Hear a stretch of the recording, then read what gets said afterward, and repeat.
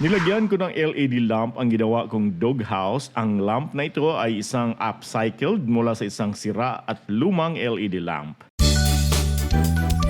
Panoorin niyo ang video ito para magkakaroon kayo ng idea sa inyong upcycling project. Mag-subscribe ka na rin sa aking channel for more home tech ideas and tricks. Limitado yung size ng ginawa kong doghouse because I was constrained on available materials na mula sa mga scrap. Marami kasi akong mga pira-pirasong kahoy na natira mula sa mga cabinets na ginawa ko.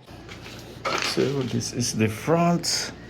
Yung bubong naman nito ay sobra din na mga spandrel panels sa staircase at terrace sa aking bahay. Hindi ko napinturahan itong doghouse but this has already been applied with putty as its primer. Medyo smooth na rin ang kahoy nito dahil sa sanding. Naisip kong lagyan ito ng ilaw. Hindi na ako bumili ng bago. Nag-upcycle na lang ako mula sa lumang LED lamp. This LED lamp has been with me for a long time already. Una ko itong ginamit sa apartment ko sa Manila for about 2 years. Then when I went back to Cebu 2 years ago, dinala ko rin ito dito sa bahay. So in short, this is already about 4 years old. And it started acting up for the last 2 weeks. Then recently, it's totally shuts off. Patay na siya. And you can see here, there's a burnt portion. Initially, this area still lit, but later on, the entire segment of the lamp is busted. Inside this LED lamp is an LED strip, plus there's a driver because this is already a 220 volts. Look at this. So there's a driver inside, and the brand is Next LED. I'm going to open this LED lamp and see if it can still be restored or it can still be salvaged. So the portion here, you can just remove this one. It's just a cover.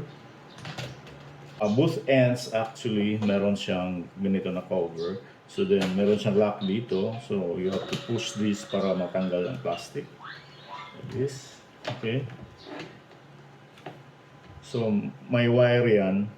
Kailangan dahan-dahan mong tanggalin siya. Huwag bigla, baka maputol pa yung wirings inside. And pagkatapos, itong diffuser, pwede mo na rin tanggalin siya. Kasi naka-attach na ito sa rail. Ang Next LED, meron namang binibenta na ganitong LED strip. So you can just replace this one with a new one. Pero bago mo tanggalin itong LED strip, tingnan mo or take note of the terminals here. Dalawa to siya. Merong, makita mo sa loob, white and red. So, then the configuration here, meron ditong makikita dito kung ano kung saan yung terminal. So just take note of that. The white is here. On the other end, pwede mo rin itong tanggalin dito. Dito yung AC. Pwede rin tanggalin siya kung kailangan. Check ko muna kung kailangan yung tanggalin doon. But first dito lang muna. Baka I can just remove the LED strip here from here. Pwede rin natin test yung LEDs kung okay pa yung iba dito. Makikita mo naman dito sa LED strip niya, meron siya mga test points dito. Makikita mo yan, negative yan, yung maliit na round. Then here we have positive point. Then we have also positive point here, here, and also here, and up to here meron. So pwede natin i-check kung okay pa ba yung mga LED chips niya.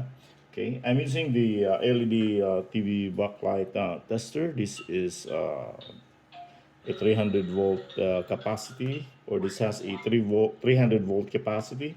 So kaya niya. So ilagay natin dito yung negative, then positive yung sa mga test points niya.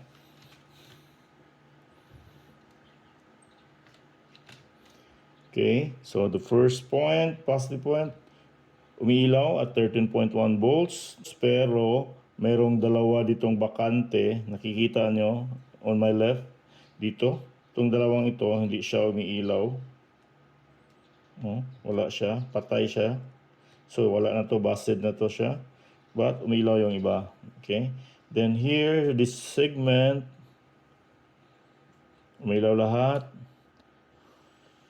Dito naman, may ilaw siya. Move natin. So, may ilaw lahat. And another test point here.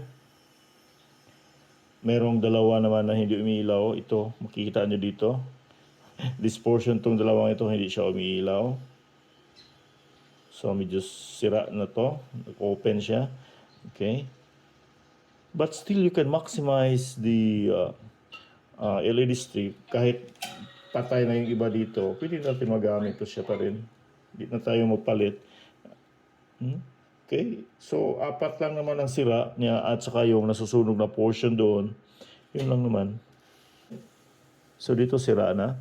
So pwede natin putulin na lang dito or just leave it ganyan. Anyway, break naman na to. Wala na to siya dito. Yung itong dulo na ito is wala na siyang connection kasi nasusunog na ito.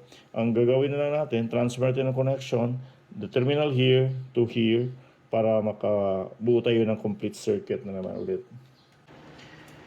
Grabe yung sunog, oh. Tingnan nyo, putol.